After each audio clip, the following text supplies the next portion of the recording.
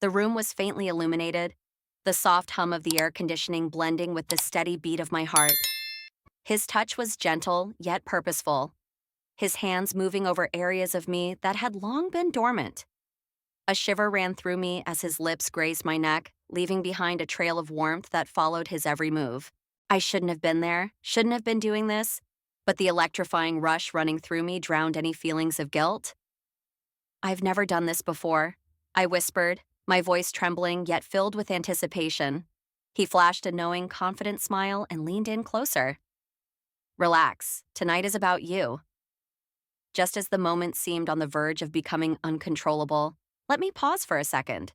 If you've stuck with me this far, you're obviously intrigued. Don't forget to like, share, and subscribe to this channel for more stories like this. Trust me, things are about to get even wilder. Now let me take you back to the beginning. I was just an average woman, or so I thought until recently. Married for nearly a decade, my life with my husband Mark had been comfortable, predictable, and perhaps a bit dull. Don't get me wrong, Mark is a good man, the kind most women dream of marrying. But somewhere along the way, the passion faded, leaving only routine behind. Then came that one wine-filled night with my friends. We were sitting in Sarah's living room, sipping glasses of Pinot Noir, when the conversation suddenly took a surprising turn.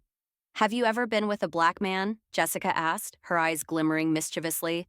The room went silent for a moment before everyone burst into laughter. "Jessica, you're unbelievable," Sarah said, though her face revealed a hint of curiosity. "I'm serious," Jessica persisted. "Once you go black—" She trailed off, letting her expression fill in the rest. I laughed along, but something lingered in my mind long after the laughter faded. That night, as I lay next to Mark, staring at the ceiling, a nagging thought crept in. What if? Weeks went by, but the thought wouldn't leave me. I started noticing black men everywhere, at the grocery store, at the gym, even on TV. It was as if my mind had opened a door I couldn't close. Then I met him. His name was Marcus, and he worked at a marketing firm that occasionally collaborated with my company. From the moment we met, I couldn't ignore the pull between us. He was tall, with smooth, dark skin and a smile that could disarm anyone. His presence was commanding, and his deep voice sent shivers down my spine. At first, our interactions were purely professional, just casual chats about work, but there was an unspoken connection, something undeniable. One afternoon, as we wrapped up a meeting, Marcus lingered in the conference room. "You're different," he said, locking his eyes with mine. I nervously laughed. "Different how?" "In a good way," he replied, his gaze never leaving me. My heart raced and I excused myself, feeling a mix of exhilaration and fear. The encounter replayed in my mind for days. I knew I was treading dangerous ground, but the thrill was intoxicating. For the first time in years, I felt alive. I took the plunge and sent him a text, just a simple, "Hi, hope your day's going well." Innocent enough, or so I told myself. His reply came almost immediately, and soon we were texting daily. The conversation shifted, becoming more personal, more flirtatious. He made me feel noticed, desired, and appreciated in a way I hadn't in years. By the time he suggested we meet for coffee, I was already too far in to turn back. Meeting him for coffee felt like stepping into an entirely different life, one where I wasn't a suburban wife bound by the rules of monogamy, but a woman seeking the thrill of the forbidden. I chose a quiet cafe on the outskirts of town, far from anyone who might recognize me. Marcus was already there when I arrived, sitting at a corner table, his commanding presence unmistakable. "You look stunning," he said, standing as I walked over. His words made me feel a warmth flush through me. I wasn't used to being noticed like this, and the way he looked at me made me feel like the only woman in the room.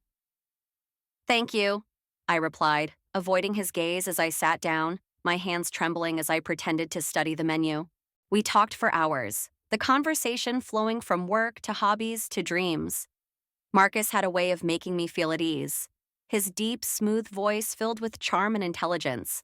But beneath the surface of our seemingly innocent chat, there was an undeniable current of something far more dangerous. "So tell me," he said, leaning in with a sly smile, "why did you really agree to meet me?" His question caught me off guard, and I fumbled for an answer. "I don't know," I stammered, feeling the weight of his gaze. "I think you do," he said, his voice low and deliberate. My pulse quickened, and I felt heat rise to my cheeks. He wasn't wrong. I did know why I was there. I had crossed a line long before this meeting, and now I stood at the edge of something I couldn't control. That night, as I lay awake, replaying our conversation, his words echoed in my mind, stirring something deep within me. I knew I should walk away before things went too far, but the thrill of the unknown, the promise of something new and exhilarating, was too tempting to resist. The next time Marcus texted me, I didn't hesitate to reply. Our messages grew more frequent, more intimate.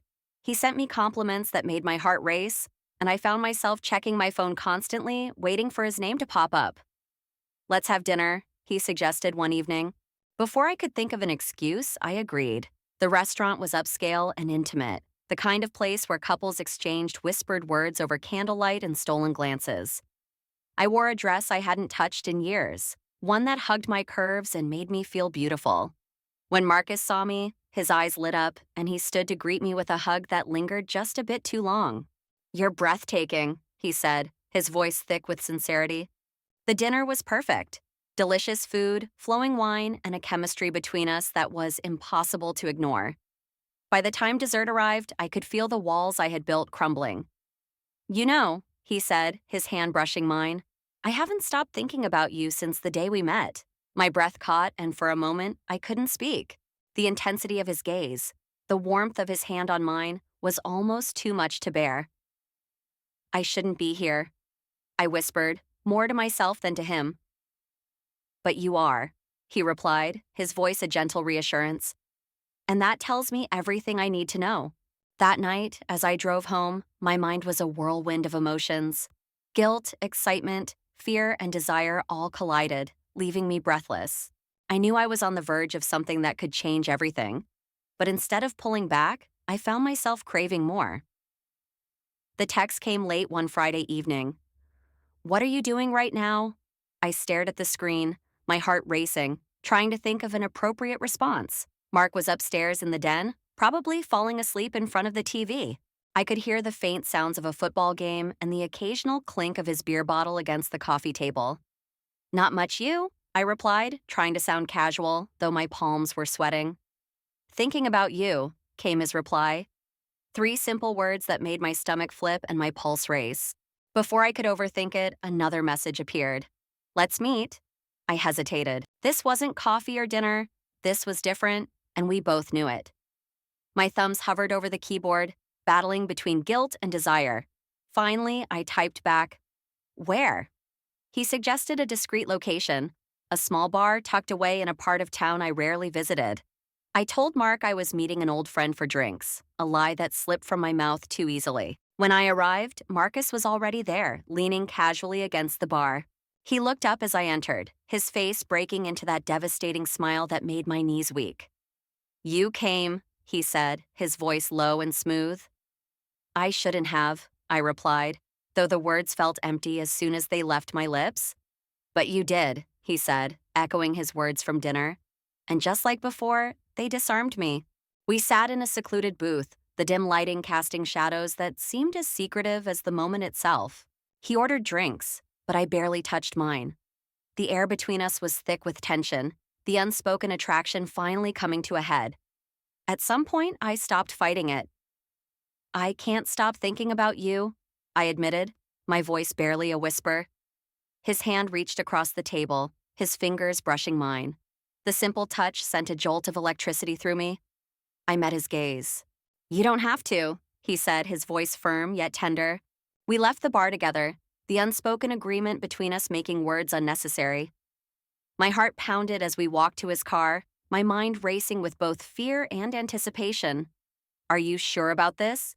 he asked, his tone gentle but serious. I nodded, unable to trust my voice. The motel was small but clean, tucked away on a quiet street. As we entered the room, I felt a rush of nerves and excitement so intense it was almost dizzying. He closed the door behind us, and for a moment we just stood there, the gravity of what we were about to do hanging heavy in the air. Then he stepped closer, his hands gently cupping my face as he kissed me. The kiss was slow and deliberate, unlike anything I had felt in years. His lips were soft yet commanding, his hands warm and firm as they moved to my waist, pulling me closer. I melted into him, all the guilt and hesitation dissolving in the heat of the moment. His touch was confident and knowing, as if he could sense every desire I had tried to suppress. "I've wanted this for such a long time," he whispered softly against my lips, his voice sending a thrill through me. "Me too," I whispered back, my words almost inaudible as he started kissing his way down my neck. The rest of the evening felt like a haze of passion and discovery, with every moment intensifying more than the last. He was everything I'd imagined, thoughtful, skilled, and unwavering in his focus on my pleasure. It felt like he had unlocked something inside me I never knew was there, and I surrendered myself completely to the experience. Later, as I lay beside him, my body still buzzing from the encounter, a flood of emotions hit me. Though guilt lingered, it was overshadowed by a deep sense of fulfillment and freedom.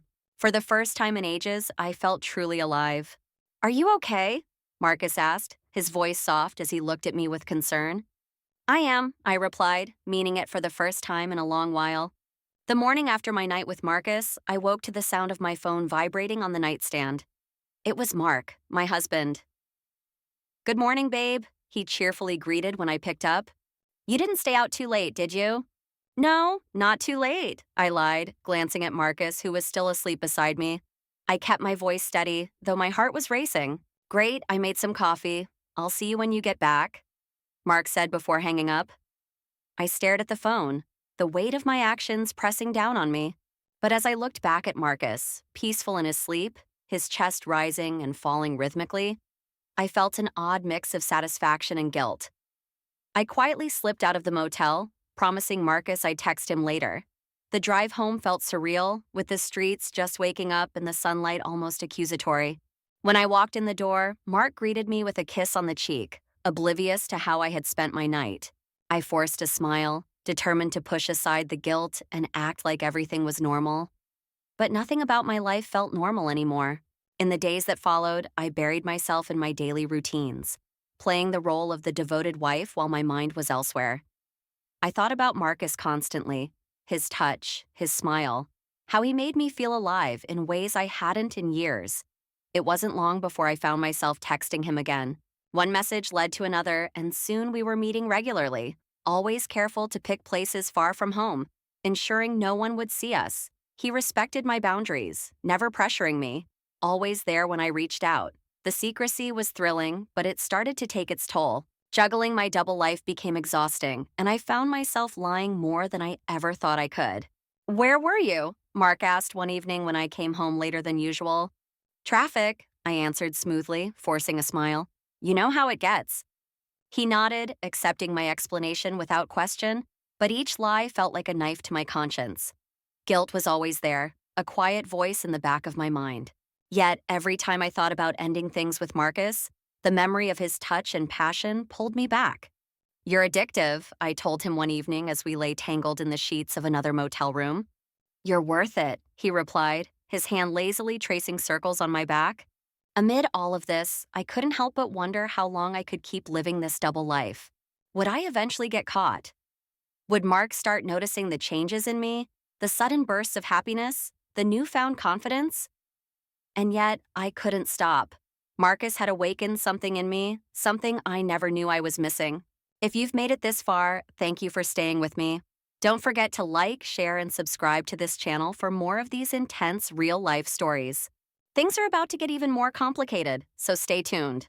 The first time I almost got caught was a wake-up call, or at least it should have been.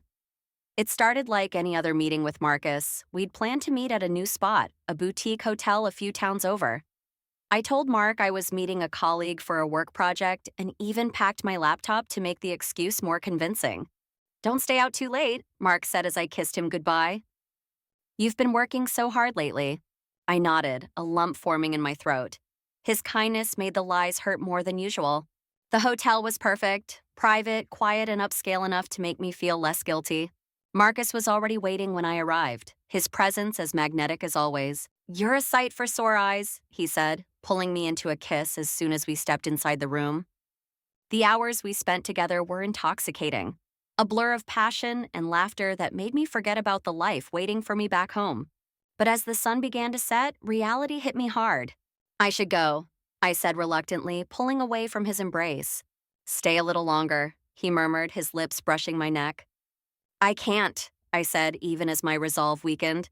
As I drove home, my mind replayed the day's events, a mixture of euphoria and guilt swirling in my chest. I was so lost in thought that I almost didn't notice the car following me. It wasn't until I turned into my neighborhood and saw the headlights making the same turn that I realized something was wrong. My heart raced as I pulled into the driveway and watched the car slow down before speeding off. Was it a coincidence, or had someone been watching me? At home, Mark was in the kitchen preparing dinner. "You're back earlier than I expected," he said, glancing at the clock. "Yeah, we wrapped up sooner than I thought," I replied, forcing a smile as I set my bag down. My phone buzzed with a message from Marcus. "Did you make it home safe?" I quickly silenced my phone, my hands trembling. "What's wrong?" Mark asked, noticing my fidgeting. "Nothing," I said, grabbing a glass of water to steady myself. "Just tired." That night, I barely slept. The car, the text, the lies, they all weighed heavily on me, creating a storm of paranoia. Had Mark noticed? Was the car following me just a random stranger or something more sinister? The next morning, I woke to find Mark staring at me, a strange look on his face. "Are you okay?" he asked. "Of course," I said, forcing a laugh. "Why wouldn't I be?" "You've just seemed different lately," he said, furrowing his brow. My stomach dropped, but I quickly recovered. "Work's been stressful," I said, hoping the excuse would suffice. He nodded, but the look in his eyes told me he wasn't entirely convinced. I tried to pull away from Marcus after that close call, but it wasn't easy. Every time I thought about ending things, he reminded me of how good we were together, how alive I felt when I was with him. "You're overthinking," he told me during one of our phone calls. "No one suspects anything." But I wasn't so sure. The paranoia never fully left, and I found myself jumping at shadows, constantly checking my phone, second-guessing every move. In the next chapter, I'll share how I finally decided to take control of the situation. Or at least, I thought I did. But things didn't go as planned, and the lies I had built my double life on began to unravel.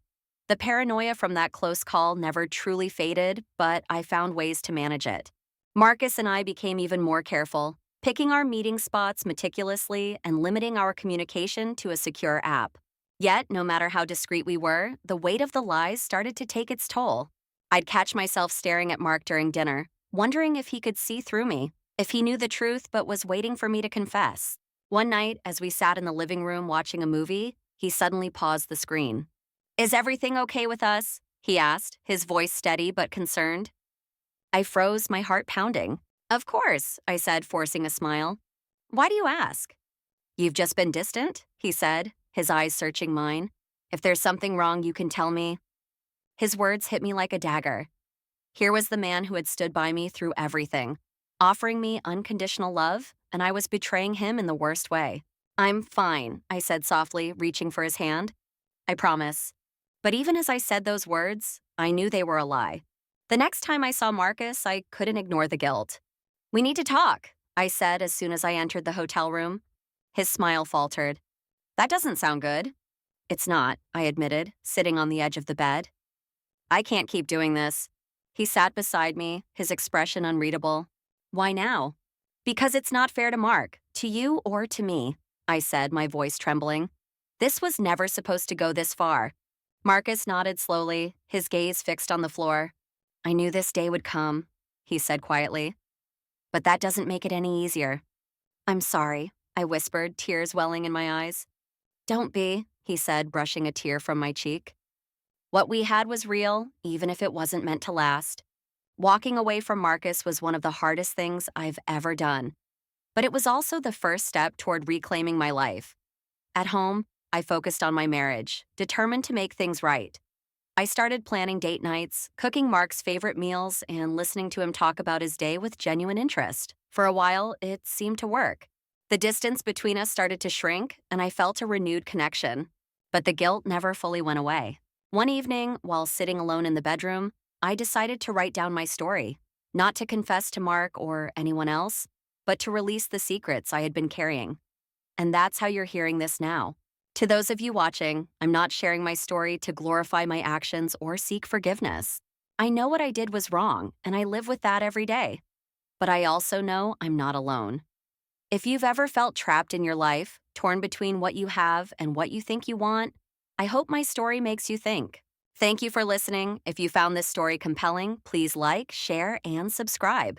Your support means the world to me. And remember, sometimes the hardest truths are the ones we keep from ourselves.